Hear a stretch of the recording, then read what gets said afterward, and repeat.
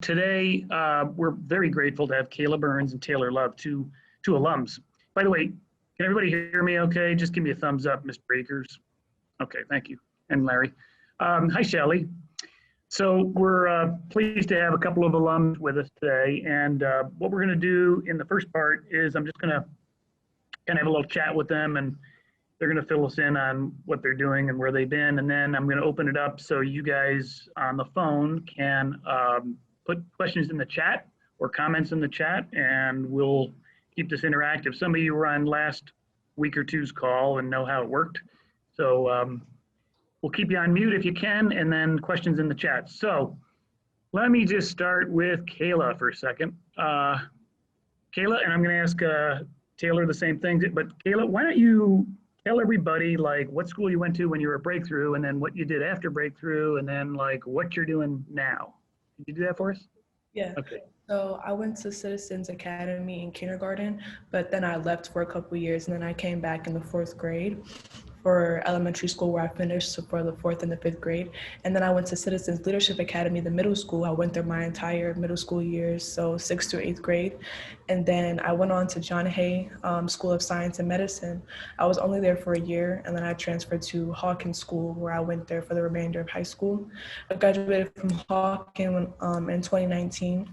And now I just ended my sophomore year at Barnard College. So I'm a rising junior at Barnard College of Columbia in New York City. I'm majoring in psychology and I'm minoring in sociology. So I plan to get my BA from there so that I can like learn more about like the human psyche, and like I want to apply it for when I go into business. I plan to get my MBA for like grad school. So I can go into business. I'm not sure which area exactly I want to go into yet, but yeah, that's where I'm at now. So awesome. Taylor, same question for you, please. Alrighty, well, I went to E-Prep my 6th and 7th grade year. E-Prep's Cliff campus to be exact. I graduated in 2014. Then I went to St. Martin de Porres High School. I completed all of my 4 years there, and I graduated in 2018. Then I applied to Ohio Northern University. That's where I am now. And next year I will be a rising senior. My major, I'm actually a double major in sociology and criminal justice. And I also have a minor in pre-law. After graduation, I either plan on going to graduate school or going to law school. Awesome. So the other day we were chatting, and one of the things we chatted about was the degree to which you each felt prepared for your high school and ultimately for your college. Can you just kind of, maybe Taylor, you go first. You left E-Prep and went on to high school. How was that transition? It was very smooth. Breakthrough schools definitely give you that transition, a different world compared to middle school. Every school you go to, middle to high to college, you're more independent. And they helped us become independent at a very young age. So when I was in high school, I was already basically above a lot of people. I already knew how to do time management and be responsible and turn in work and just be able to depend on myself. A lot of reliability, because like I said, it lessens every year. So definitely that structure definitely helped me.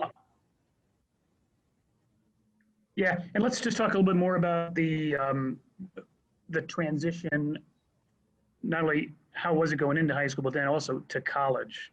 What was it like for you? It was also smooth, just because I already knew how to do a lot of things on my own. Mm-hmm. It actually made me so independent to the point where I had to learn how to ask for help again when I needed help with professors. But definitely just being prepared. It's very hard to stay on track, especially in college. So when you're already on track with everything, like I said, it's a smooth transition, and that's the best transition you could do. Yeah, that's on the academic side. What about the, the atmosphere? It's a little bit different from Cleveland, where you are now. What was that like? From Cleveland to Ada?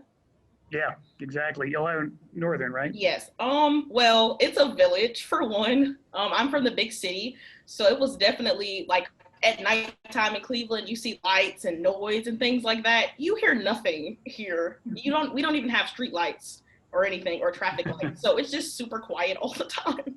Yeah. And also it's not very diverse. Well, it's not diverse at all, actually. That was an issue. It still is a little bit, but like I said, life is always a challenge. You know, this is not the last time that it's probably not going to be diverse into the field I'm going in. So it's basically, again, preparing me to adjust. Yeah, yeah. How about you, Kayla? What was your experience like, transitioning both to high school and on to college? Um, I would say from high school to college academically, it was fun. Hawken and John Hay really prepared me for college at Barnard. So that was fun. Socially, it was about the same. Barnard is a little bit more diverse than Hawken was. I had a very rough time at Hawken in terms of like I agree with what Taylor was saying. Hawken was also like in the middle of nowhere. It's in Gates Mills, Ohio, and Hawken was not very diverse, and there were like a lot of like scandals in terms of that nature. So I didn't like really like adjust well socially at Hawken. But it prepared me for like the real world. Like when I got to Barnard and Columbia is also a predominantly white school, so I was more prepared for that environment. And I liked both schools though. I liked Hawken and I liked Barnard.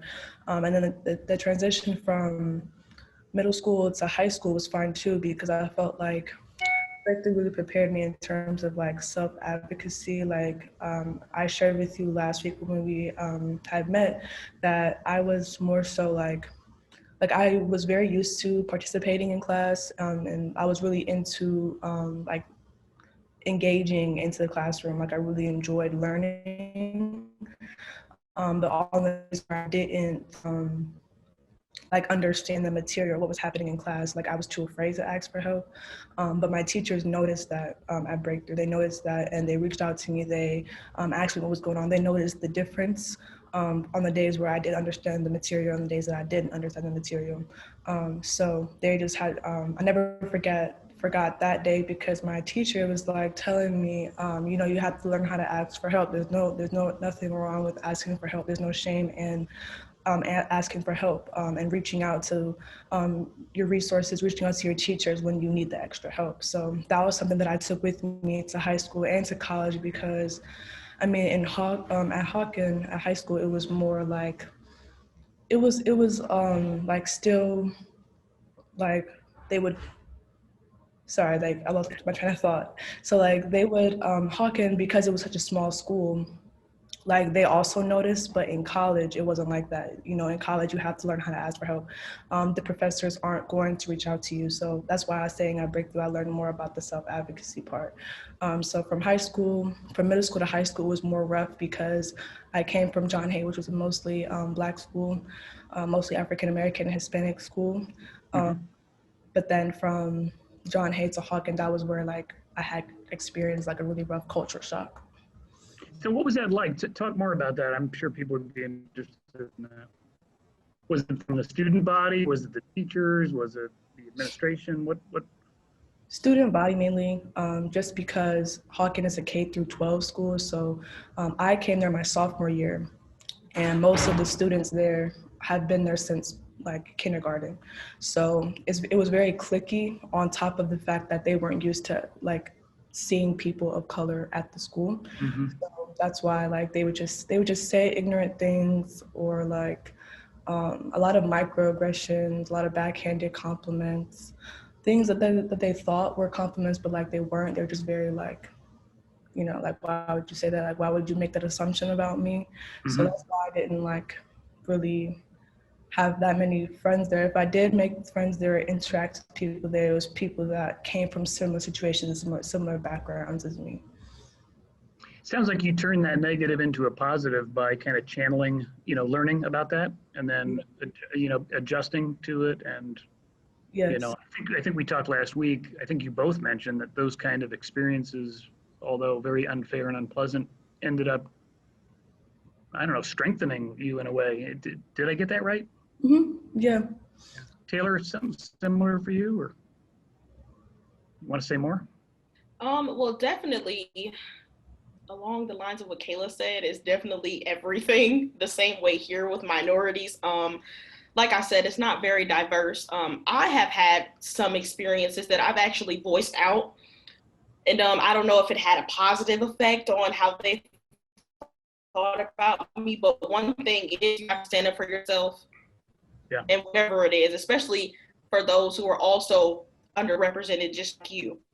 When I was a freshman, my first year here, actually, I was the only African American in my dormitory, in the entire dormitory. And we had a let's talk about race forum with the president of our school, professors, and everything. And I stood up and said that because I'm just like, this is my first year here, and this is already different, and you have me isolated in a way. And, it just had a bad effect on me too, because when I would go to the bathroom, they just look at me like, oh my goodness, like, I've never seen an African American woman before. Wow. And it makes you, and it makes you feel like, wow, we're in like, well, in that time, it was like 2018, but it's like 2021, and it's just like people are still acting like that, and we're supposed to be young adults, respecting each other. So sometimes it does frustrate me. Yeah. And also, I'm also the only Black person in the entire classes that I attend as well. So they kind of see us as the face of the race when we ask questions about slavery or African American history.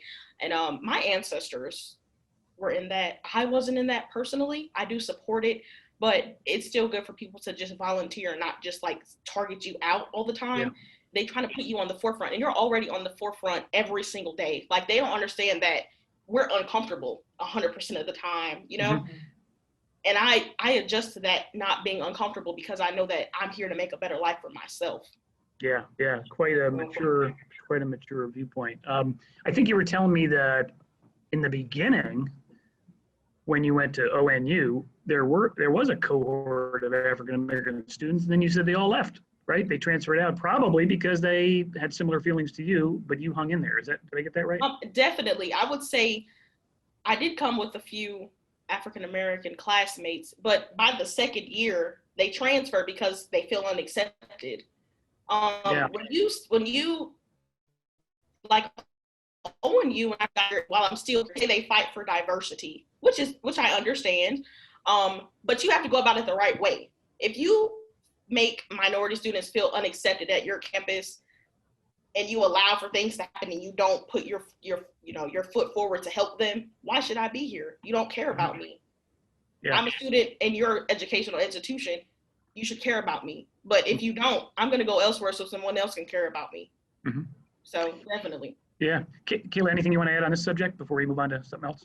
Yeah, I would say my experience kind of made me like the advocate that I am for other students that happen to attend PWIs in high school, because I know how rough it can be and how scary the transition can feel. And just like if students have ever experienced like imposter syndrome or feel like they're not as smart or as capable as everyone else, like I understand that feeling. So after that experience that I felt like went through high school, it just made me not only like, now I really am passionate about helping students like get college access. So like I like helping students apply to college, because like that's a very tough process in and of itself. So like a big difference I noticed was when I was at John Hay, there was one college counselor to the entire school. So like imagine like how much work she has to do for every student. So the students aren't getting individual, they're not getting all the help they need. Like most of the work is done at home or through other programs that the students are in. Whereas at Hawken, everyone was assigned a college counselor, and we had meetings starting as early as junior year.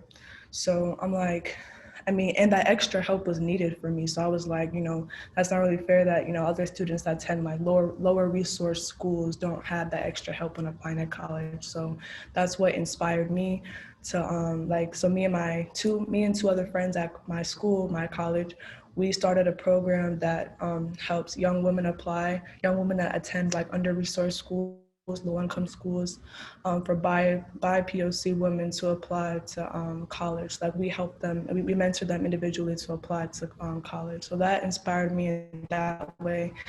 And it also inspired me just like I was saying, help students with that transition from if they attend like majority schools of color to PWIs. So that's what I made the good out of that. Good. Hey, Kayla, thinking back, let's see, you went to CLA, and thinking back, any fond memories of like a incident or two or something you can remember from CLA that really made an impact on you that you want to bring forward? I know you mentioned teachers reaching out, noticing maybe you were struggling, so you didn't have to, raise your hand, but then you got used to doing that. But anything else about that you remember from there? I know it's a long time ago, now that you're an old college student. Yeah, but okay, I would say then, I mean, it's kind of sad, but it was still empowering. After the Trayvon Martin situation, CLA had us protest around that area. So I know we got from, I mean, it's on Ansel and like Chester. So we went all the way around the block and we were protesting. And like, even though like back then I was just so like, I don't know, it was just a different mindset. So like, I just thought that it was just like, oh, it was just an incident. I didn't know it was like systematic, like racism, like at the time. So it had opened up my mind to like what was going on in the real world. And just how to be, an activist. So I really appreciated that time. And the teachers joining us on the protest, the posters that we made, it was really nice. And your school founder, Mrs. Saltzman's on the phone with us today. Yes. Watching you. She's so proud of you. Also, I went to get my second dose for the vaccine this morning, and the lady that was there helping, her name was Cynthia. I don't remember her last name, but she said that she remembered me from CLA. Cynthia Tanser, right? Cynthia Tanser. Yeah. And she was helping you get your shot today? Yeah, I had to check in with her. I had to show her my vaccine card, and she was like, yeah, I used to be with Miss Saltzman all the time. She remembered my name, and I did not recognize her at all, but yeah. That's awesome. She's one of our board members. So Taylor, any fond memories of ePrep? Oh, definitely. I definitely love the chants that we did. That was honestly my favorite thing about ePrep. Yeah, definitely. And also, I said this last week, but Mr. McBride was like my favorite. He was the principal back when I was in ePrep, and he was just awesome. I know every morning during morning meeting when we had breakfast, I would always try to get there on time because I love to hear the announcements in morning meeting. And he would always end every speech with "the choice is yours." And like being 14 at the time, well, not 14, but like 12, you're just like, the choice is yours. Like, what does that really mean? And when I finally understood it, when I got to high school, post-grad college, it was just like, the choice is really yours. The decisions you make for your own life determine what you'll be in the future and the opportunities that you'll be able to access. So definitely making the right choices for yourself and opening more doors for yourself, definitely something to remember. I usually try to just remember that wherever I go, honestly, during interviews or anything, just the choice is yours, make the best choice out of everything. Well, we certainly are proud of both of you and what you've been able to do and how hard you've worked to get to where you are. One of the board members in the chat had a question. What could Breakthrough do differently or do better to help prepare you for high school or college or life or whatever? Any ideas for us that we should think about? Taylor?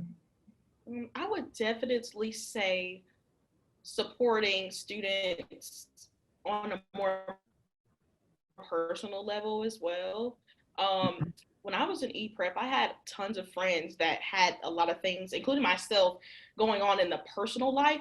And as young kids, you don't know how to express yourself or know what to do, especially as a child. You can't do anything really.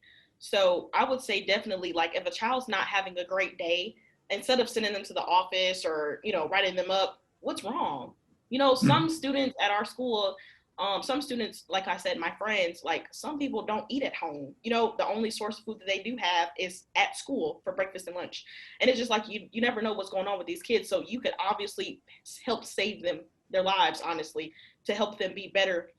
Because a lot of us also don't receive counseling and different services like that to help us deal with mental things that go on, especially at home. Mhm. So yeah, I would definitely say just, if something's wrong and you feel like something's wrong as a staff or a teacher, pull them to the side, like what's really going on, because that shows that you care, that they can trust you with anything, not just So I'm going to school.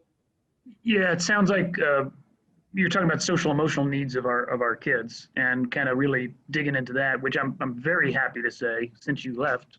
Sorry about that, but since you left, there's been more and more emphasis on that. So I think your advice has been heard over the years, and huge focus on that, especially given this COVID year and especially going back to school next year. So thank you for that. I appreciate it. Kayla, what about you? Advice for us?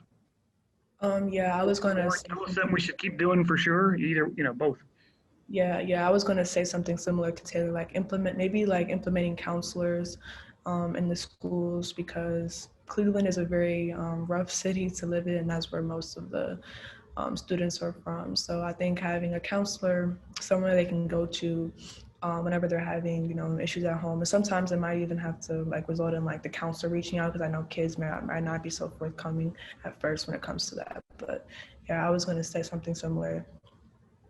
Yeah, great. We touched on it a little bit. We know what you're majoring in, but tell us, I think you might have mentioned, but Kayla, did you say what your career aspirations were? Did I miss that? I know we talked about it last Yeah. week. Yeah, so I want to go into business. I'm just not sure what area of business I want to go to. I hope to discover that this summer. Thanks to your help and Breakthrough's help, I have an internship in global communications at Lubrizol this summer. So the global communications like a very broad position. It's gonna touch in different areas of business, so like operations, HR, marketing, strategy, stuff like that. So I'm hoping by the end of the summer, like after I do a little bit of work and projects in each different area, that I'll have a better idea of what I want to do. But yeah, that's where I'm looking to go into. And further down the line, I have aspirations to work for a really big cosmetic company. I'm really into beauty and cosmetics. That's terrific. So yeah, and Eric is on, Eric Baumgartner, Mm-hmm. our alumni leader, and I think he's on the call too. But yeah, we're really trying to help expand alumni department to give, kids like you opportunities at companies. I think Lubrizol employs several breakthrough kids now. So, and Taylor, you were telling me about you want to be was it a criminal attorney? Was it, or what? Okay. What was your? So I said I had two options. Definitely, if I go to law school, I want to be a civil rights attorney. I have a lot of personal beliefs with that. That's why I want to concentrate in that particular practice. Mhm. Just George Floyd and, like she said, Trayvon Martin and Tamir Rice and things like that. There's obviously more need for help in that practice specifically. So definitely, because I feel like I could help make some change. Terrific. So yes. So here's a question from Mrs. Saltzman. And the question for both of you is, what do you think is needed to educate and affect change in terms of that microaggression you saw at the mostly white schools that you were or are in? And what's the key? I'm sure you can just answer this easily. What's the key to breaking the cycle of structural racism? That's an easy, that's a softball for you. Anybody want to try? Kayla, you can either look in the chat yourself or read it again. What do you think is needed to educate and affect change in terms of the microaggression that you guys talked about in mostly white schools? And what's the key to breaking this? I feel like that would have to be done at the PWIs. Like I feel like the education starts with them, because like I said, Hawken was so isolated. Like Hawken was its own bubble, and that's all they knew. That's all they knew was the people that they went to school with, which is mostly white, rich students they were going to school with. So for example, Hawken had service day, something that we did every year. And most of the service that we did meant driving into Cleveland and doing service. And they would say it was like my least favorite day of the year because they would just say ignorant things about Cleveland, about urban kids, urban city kids. It's just because they don't know, like they just have biases and prejudices already that they like have from only being in their own world, in their own bubble. So I just feel like the education would start somewhere like from there. And Hawking was starting to do work actually, like as I was around my sophomore, junior year, they started what they call affinity groups. So groups that were minorities at Hawking would meet during break. They would talk about these things, and it definitely helped in terms of like, because like the Black community at Hawking was so separated. And it was sad because when I got there, I was like, okay, I mean, it's fine. I go to a PWI, so maybe I can just talk to the few Black kids that are there. But it didn't really happen. Like, I don't know, like, why, like, we were so scared to reach out to each other, even though we were going through the same things. So the affinity groups brought us together, and we talked about those things, and we, you know, had like more respect for one another, and we're trying to figure out ways that we can better the community for future minorities that come into Hawkins. So the affinity groups are nice, but as far as like the second question, I feel like it's a really hard question to answer. I don't know if Taylor, you had thoughts on it. Ooh, I have a lot of thoughts. I would definitely agree with Kayla. It does start with the university itself. And it's also not the university, it's the people in the university, the students, the staff. The university, when I came to ONU, the university said, I didn't want you. The university said, come on in and move in and do what you got to do.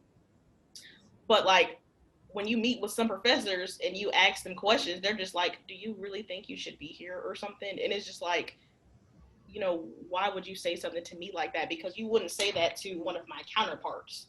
That's kind of like when in order to break that chain, you have to just be accepting of everybody, and not just judge them based on biases or stereotypes. We definitely get that a lot here at ONU. Like when you speak properly here and you're a minority student, they're just like, oh my goodness, you're so smart. And it's just like, no, I was taught the proper way to talk to others because I was raised where you treat people like you want to be treated. So definitely just the people. And then you can't also force people to change. They have to change on their own. Like here at ONU, when we have Black Student Union meetings and African Student Association meetings, we invite everybody to our meetings, especially when it's talk about race or talk about anything that may make you feel uncomfortable, just to see where everybody is within their experiences. And no people show up of the majority. How are you going to learn if you don't participate? And then we try to participate in their events and they look at us like we shouldn't be here. So it's like, you need to open up and, take a step out of your comfort zone, because that's what we're doing. Definitely. It's a real challenge, and boy, more people like you and others who understand it can work on it, and it's just a microcosm of society, really. But I'm grateful that you are working hard on this. One question from Eric. You're both familiar with the Alumni Initiative a little bit because you've talked to him. But he said, as we move forward in a big way, are there particular priorities for our Alumni Success Program that you would suggest as most important? I would say what they're doing now, like the help with post 8th grade and helping them find internships and jobs and things. Also, just college preparation. I'm not sure what that would look like right now, but because I heard that most breakthrough graduates don't finish, like they get into a semester and like it ends up being too overwhelming for them. Should definitely focus on that. Why is that? Is it just like because they're not ready, or is it because it's just not for them? Like what's the reason why they're not finishing school? So I think once we identify that, then like we can like change some things within the breakthrough school system that'll help us get more students to graduate college. And college is not for everyone. Maybe we can just show them that, if it's not for you, if you decide and you realize that college is not for you, what are some other ways that we can support you so that you're still successful after you graduate high school? So it sounds like you've actually listed almost all the functions of Alumni Success Program, right? Starting with surviving and thriving in high school, getting ready for college, and then persisting through college, and then getting internships. So those are the main things we're working on. So that's good, and it probably helps Eric to understand that they're all important. And I guess you wouldn't prioritize one over the other, but Taylor, do you have another thought on that in terms of priorities? I agree with Caleb. Definitely the college prep. It's hard to transition to college whether you're prepared or not because it's a different experience all the way around. But definitely that prep and like those internships and just that experience definitely helps you go further. And like Kayla said, a lot of people they don't want to go to college because it's not for them, but there are also other alternatives like vocational, skills in schools and things like that, that also helps you get a pretty good job. But yeah, I would just say definitely the college prep. It's very beneficial, and it's never too early to start college prep. Honestly, the earlier you start, the better you are to transition. So it's definitely a benefit. Mm-hmm. Let me ask you something. Did the emphasis on college, both at CLA and ePrep, kind of help kids, like letting them know that, you can go to college, you're going to go to college? Was that useful? Yeah. Yes, it helped me a lot. Actually, Citizens Academy introduced the idea of college as early as like the 4th grade, 5th grade. Like it's always been the goal. It's always been the dream. And like we used to have these chants at Citizens Academy. I forgot exactly how it went, but it was something like I've got the knowledge to go to college, something like that. So like I never forgot that. Like all these years later, I've never forgotten CA and CLA like pushing me and letting me know that I can go to college and I will go to college. And like for most of the students, like they're the first in their families to go to college. So that's probably why it's even more daunting. Like the idea of like, and like I know some people just get scared away from the fact that college is so expensive. Like they don't even like want to apply because just like college is getting more and more expensive each year. So just like letting them know that like financial aid exists and it's helpful. There are lots of scholarships out there that can help. Definitely having a counselor, having someone, a mentor, something that will help them apply, because the college application process is very long. It's a lot. I feel like all of those things would help the students out too. Kayla, did you have a mentor when you were at CLA, a volunteer mentor? There was a mentor. She helped me apply to different high schools. I forgot what program that was exactly, but it was like a special thing that we had to apply to. And then we were matched with mentors, and those mentors helped us apply to different high schools. And you thought that was helpful for you?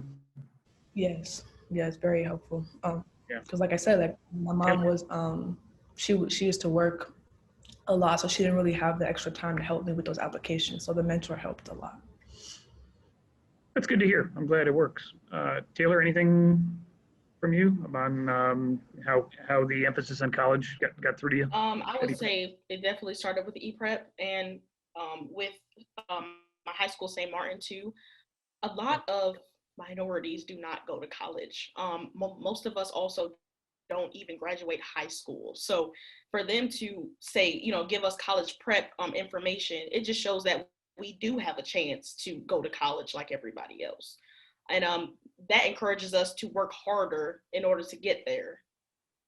So yeah, that's awesome. All I have to say. I just love that. Yeah, you probably remember a couple of your homeroom names, right? What was do you remember what college homeroom you were in 8th grade? Akron University. There you go. I knew you'd remember. That's awesome. Hey, listen, everybody, we got about 10 minutes left. Other questions from you all? You've been good putting some in the chat. If anybody wants to come off mute and ask it live, just introduce yourself. You can do that now. Feel free. Don't be bashful. Your big chance to talk to our great alums. I know Sanjay usually has a question. Hey, Musa, you're on the call.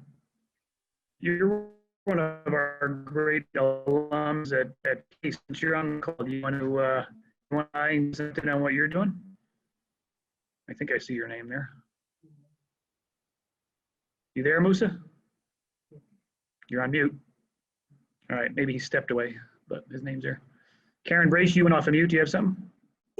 Yeah, I just just wanted to thank you for Zooming in today and sharing your perspective and your experiences with us. I really appreciate it. And you just seem like amazing. I can tell you're amazing ladies and you're going to go so far in life. And I wish you the best.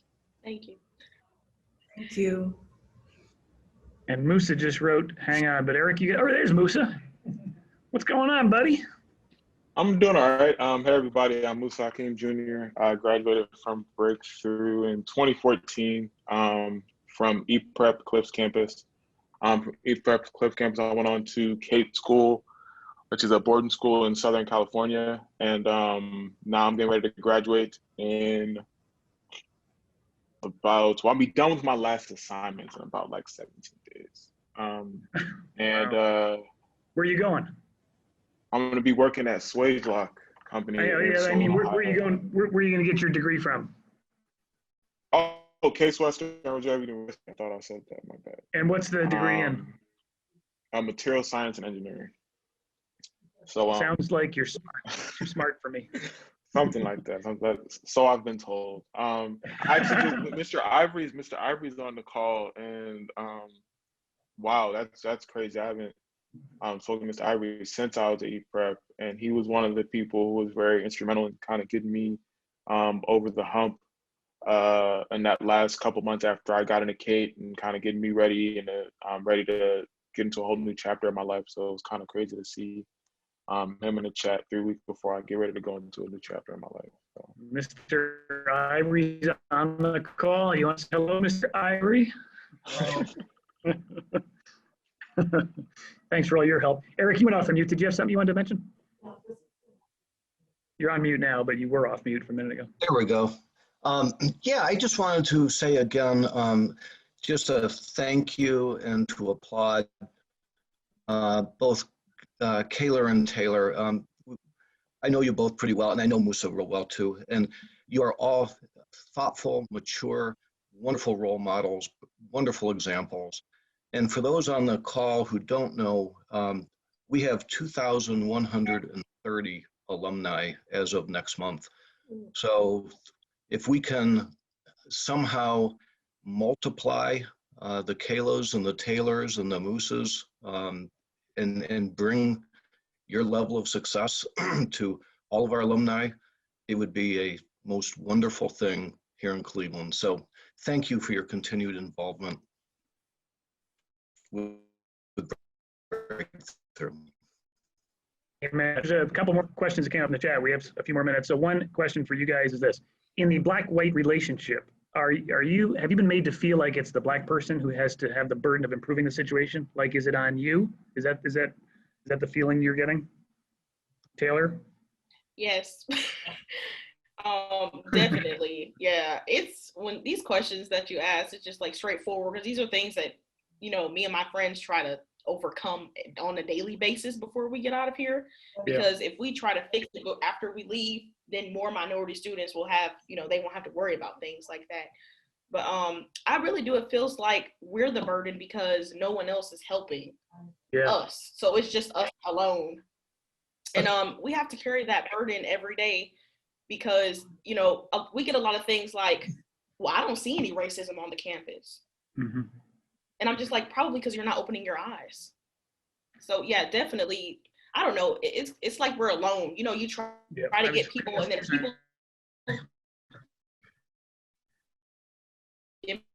people try to help you, like get it. It's kind of like you're stuck just trying to fight. You have to keep going though, because if you help, then there's no reason to fix it. Yeah, it's a lonely place to be. Kayla, anything different? I would say yes, and I mean, I would say it's not always a bad thing. Like it's okay if like we lead it, because like we're the ones who experience it, we're the ones who understand, and we know what's best for things. Like we know what's best of what should change, and like the prescriptions like help the situations. So like I say it's okay that we lead, but like we do need the help of everyone involved. Like, we need the help of the administration, we need the help of the staff and the faculty and of other students. It's not going to happen all on its own. It's not going to happen if they just leave it in the hands of us. Got it. You need support. You need to be surrounded with supporting characters too. Yes, especially since they have the power to like make the decisions and to make the changes. Like I feel like all our voices, the black students, like we have like the voice, like we're the ones that they should be listening to. But at the end of the day, like they have the power and they have like, I guess like the resources to actually make the change happen. So it would all just have to be a team effort. John, Got it. John, you have one more question? Go ahead, Mr. Mayor. Bruce Just a Akers. question. In light of what Kayla and Taylor said about how they, anything they recommend with hindsight, how Breakthrough should change or make do something differently to help in that transition, so you're better prepared for it, I guess is the way to put it. Is that possible? I definitely think so. Especially with, well, when I was in E-Prep, we had majority minority students and we also had minority teachers. So definitely maybe make like an extra class session or something just to, you know, educate them about the transition, because it is very hard when you go in just by yourself. And it's very beneficial if you have help beforehand so you know what to expect instead of being just such a big culture shock like we had to experience. So definitely. So more like learn from your experience, like let the 8th graders hear about this is what's going to be like, you know, so Yeah. don't be surprised, right? And let's work on it. But chances are, if you go to a Hawken type school, this is your experience. If you go to John Hay, it's going to be a different experience. If you go to St. Martin de Porres, is that kind of right? So another question in the chat, it says, hey, Kayla and Taylor, if you could talk to current parents of middle school students, what advice could you give them? And I have a feeling you're going to say something like what we've just been talking about, but what advice would you give current middle school parents to give to their kids who go to Breakthrough? This is more about high school options, like to not let it be so limiting. There are schools, I'm not saying like private is better or like charter is better than public. Like there are some good schools in the Cleveland Metropolitan School District. I would just tell parents like to have like an open mind when choosing schools. Like those other schools, like Hawken was expensive as well, but Hawken gave me a really nice package, a really nice financial aid package. But I know that it can look scary to some parents. So I would just tell them like, you know, do your research, actually like take the student on tours, like in open houses, have them have some say in what high school they go to so that they can go to the school that's best for them, that will best prepare them for, you know, like their future goals. Good advice. Taylor? My advice is to just keep them in there. If you start off your child in Breakthrough schools from kindergarten, I would say keep them in there as long as you can until they graduate in 8th grade, because like I said, it just opens up so many opportunities. If I hadn't gone to E-Prep, I probably wouldn't have been where I am today. And I mean that with like everything that I have, because they give you one thing that a lot of schools don't offer, especially to poor, you know, underrepresented people, majority minorities, is quality education. Breakthrough schools gives us quality, and that is what you need in order to go to college, because college is quality. It's upgraded education. And if you can't meet those expectations, you're going to struggle and you're not going to want to move on further. So that definitely does build your confidence. So yeah, keep their kids in there as long as you can. It's a great benefit in the long run. I love to end on that high note. You just gave me goosebumps. Made me feel like the last 15 years have been, you know, something worthwhile to do. So listen, both of you, so grateful to you. Taylor, I know I had an opportunity for you, but you're going to be back at school on August 31st, but I had an opportunity. But there'll be more opportunities for you guys to help us and to help your students coming after you. And I think you guys would be terrific mentors. I think you guys should be invited back to the middle school and go to that class on, hey, let me tell you what it's going to be like if you go to Hawken. Let me tell you what it's going to be like if you go, here's the pluses and minuses, right? There's pluses and minuses to that. And by the way, one thing you may not know, and others on the call, the Say Yes to Education program in Cleveland provides every Cleveland high school kid free tuition to college now. And it will for the next 20 years. Not every college, but a lot of colleges if you go to CMSD. So if you graduate from E-Prep, go to John Hay and stay at John Hay, you get a free ride tuition-wise to the college of your choice, pretty much. So that's something new since you guys left. And I just wanted you to be aware that that's a very positive move in the right direction for low-income minority kids. So everybody on the call, thank you so much. It's 1:18, so we're pretty much on time. Kayla, Taylor, we all love you. Everybody on this call loves you and cares about you, and they're so proud of you too. So thank you for doing this. And to everybody else, Thank you. Thank you. have a great day, everybody.